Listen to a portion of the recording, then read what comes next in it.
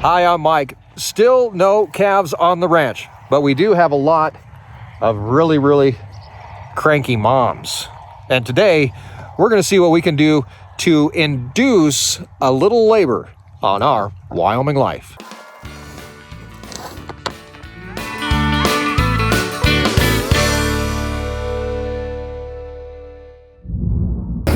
Hi guys, good morning. Welcome back to the 30 and 30 vlogs in 30 days.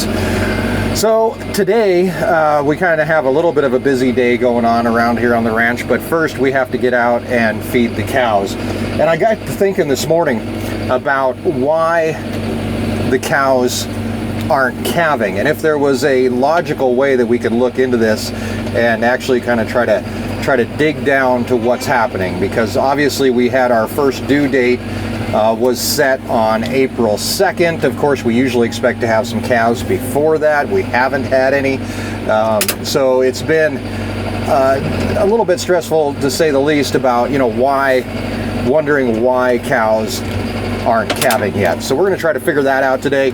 Also, a little bit later on this afternoon, we have a film crew on the way. I'm not sure if I'm going to be able to get much footage while they're here, but we're going to try to sneak a few pictures for you at the very least. And that film crew is coming out to film some PSAs for the state of Wyoming about COVID and washing your hands and keeping social distance and all that kind of good stuff. So we hope to be able to bring you along for that a little bit too. But first, let's get done feeding, and we'll talk a little bit what my plan is on the way.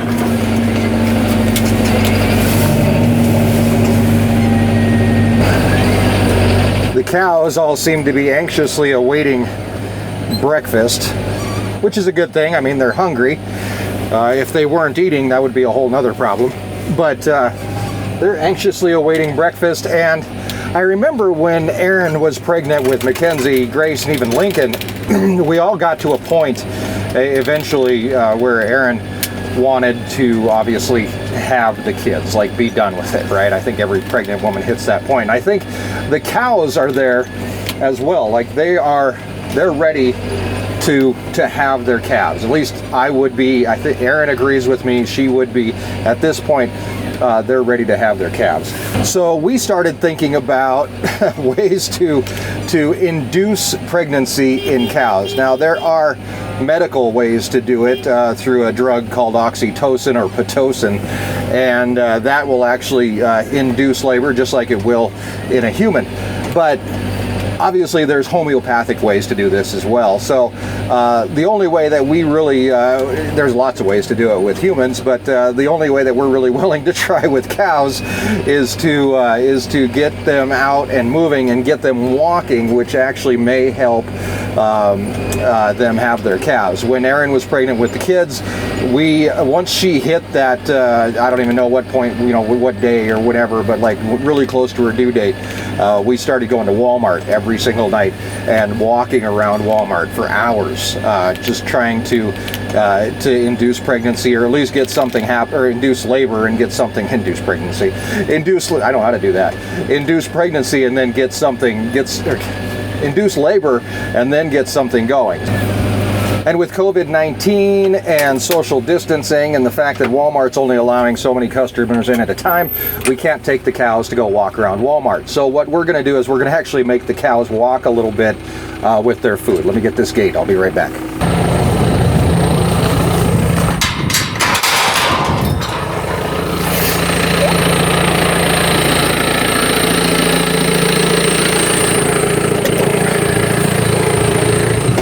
So just like Erin, who used to go, well, both of us, I had to go with, obviously, we would go walk around Walmart for hours trying to induce labor. We're going to do the same thing with the cows, but we're going to make them walk out to get their breakfast. We're going to make them put on a few miles. We've had them locked into the what we call the triangle pasture for the last few days when we've been having all this bad weather, but now it's time to let them go out and stretch their legs a little bit, which is totally fine. It takes us a little bit longer to check cows now, but that's okay. Erin did warn me too. She said, don't make them walk too far. They have swollen ankles. Obviously, we don't want a whole bunch of cranky cows, which is actually true. The more work that your cows have to put into finding food, doing all these things, especially while they're really pregnant, I would imagine that probably has an effect on their attitude and how they're going to feel after pregnancy too. So we're going to try to take it easy on them, but we are going to make them get out and walk. And what my goal here is that I want to make them walk out basically far enough that they can come out from the house, get their food, and then they're going to have to walk for water a ways as well. So that's kind of my goal here. I'm kind of just heading out here into the pasture. We're not going to go too far, maybe about a half a mile, and drop off their food, let them eat. Then they're going to have to walk, obviously, to get water, and that will hopefully get some things moving within these cows. I don't know if this is going to work or not. This is kind of one of those weird little experiments that sometimes we do, but you know, you got to be able to think outside the box, and sometimes that box is actually cardboard and slightly soggy, but that's why we think outside it, right? Plenty of cows following us as we head over this road here, and then eventually we're just going to drop the food off over here. This is probably far enough for them. They've got about a half a mile walk that way, maybe to water, or a half a mile walk that way back to water, and that's back towards the house. So I imagine they're gonna move around. There are a couple little watering holes out here that they can find and get into, but our goal is that we can just make them walk around a little bit. That's kind of what we're going for. Morning, gang.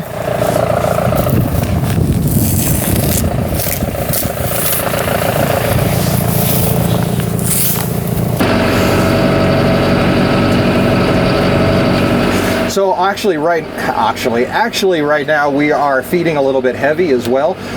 What my theory there is that I can put a little bit more food in their bellies, which then in turn pushes on everything else, maybe makes something happen. That's really not medically sound or scientific or anything else. It's kind of like, you know, just eat more and there's less room for the calf, and the calf will want to leave, pretty much. It's like having too many roommates, maybe.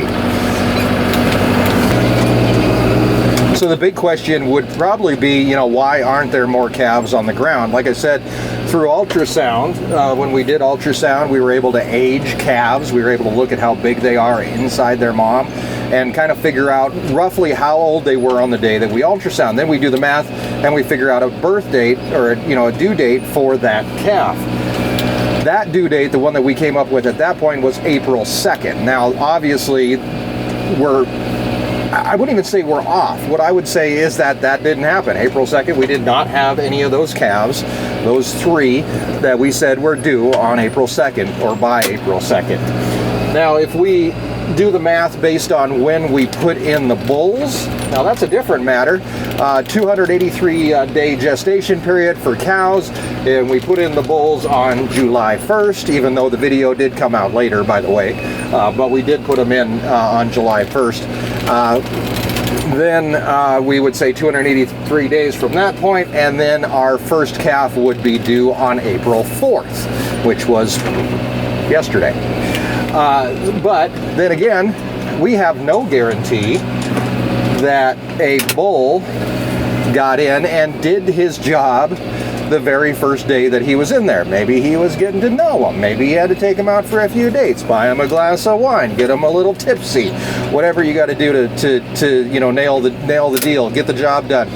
And so maybe there was some sort of slowdown there. So maybe that added another day. Obviously, what it actually comes down to is how many cows were in heat at the point when the bull went in, and that's realistically what it comes down to. So we deal with that as well. So the long story short is, I asked Mackenzie the other day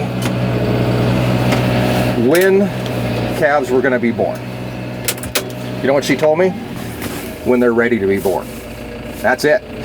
The calves are going to be born when they're ready. I can get out and walk the cows. I can make them do jumping jacks or the splits or whatever would need to happen. I really don't know, but whatever that may be, it's going to make difference. Is it going to make a difference? Maybe, but really, honestly, calves will come when they come. Now that doesn't stop us from doing our job. We still have to come out and check the cows.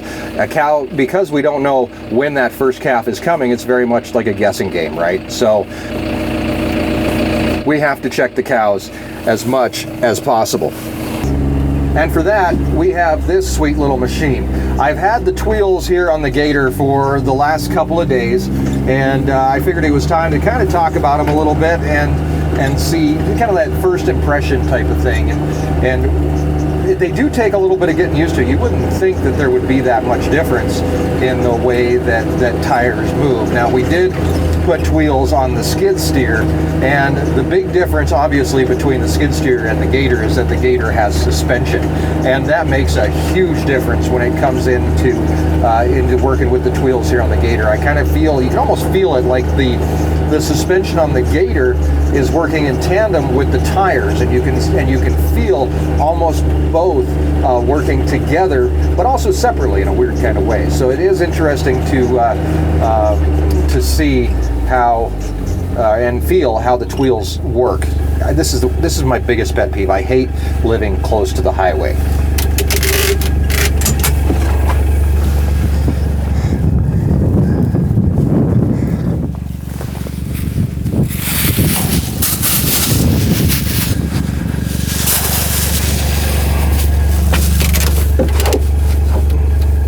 I know we don't have any calves on the ground yet, but calves will eat this kind of stuff up. They love this plastic stuff, so we always try to pick it up whenever we see it. So anyway, the Gator does feel a little bit different to drive, and I think a lot of that has to do with the amount of contact that of the tire to the ground. There's a lot more with the Tweels, the way that the Tweels are made. You actually have a rectangle that's in contact with the ground instead of an oval like you would have with a regular air-filled tire. So far, and as I get used to driving with it, it makes a difference. Now, I'm not going to get a flat tire, which is very nice and something that's not going to slow me down.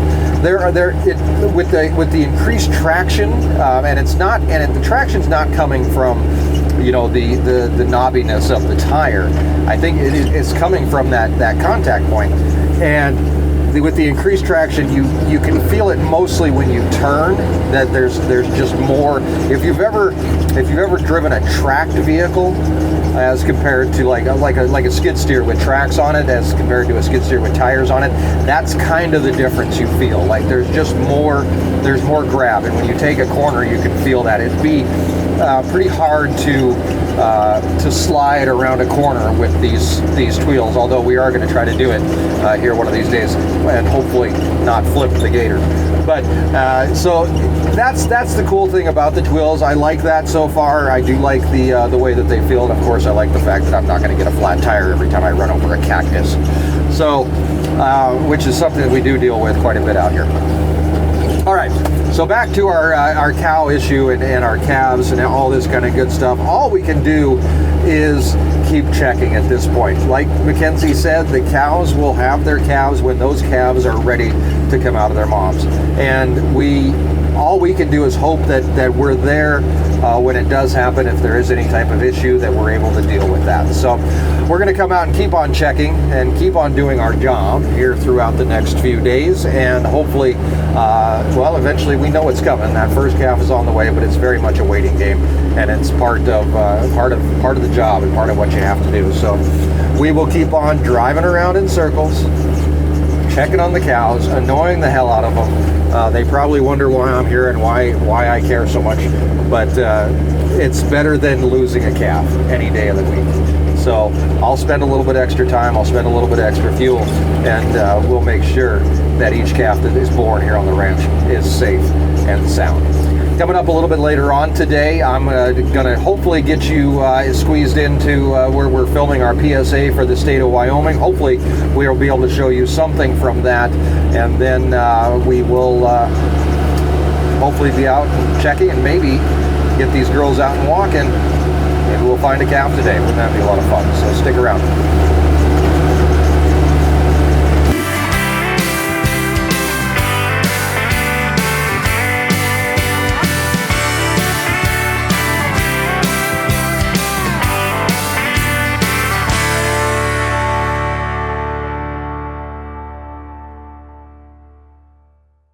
All right, guys, and we're back, and it's now, what, 2 something in the afternoon, and we have a film crew out here to film some PSAs for the state of Wyoming, and basically kind of tell people to stay home and do that kind of thing. So let's go check it out and see what's going on in here.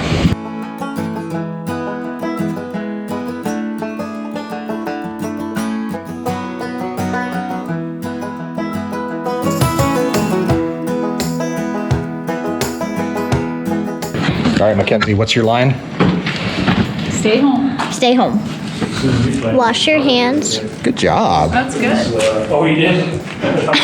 Forgot. What do you Quiet on the set, Lincoln.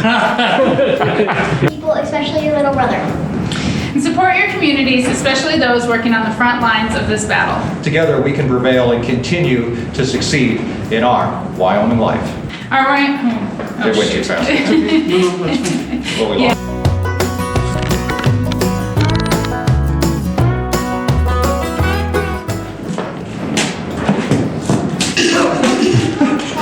Okay. Okay. That was a good one. We gotta have that one. But there is a chicken making long eggs. What is this? Do you want to put one in, Lincoln? Don't throw it. Gentle. Thank you.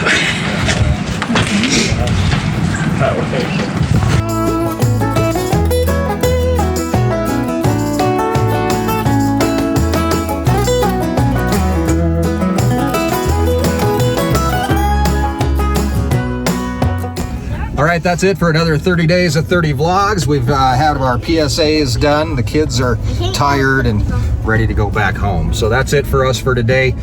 Look forward to our PSA coming out. We're going to try to get a copy of it and put it here on the channel for you guys to watch.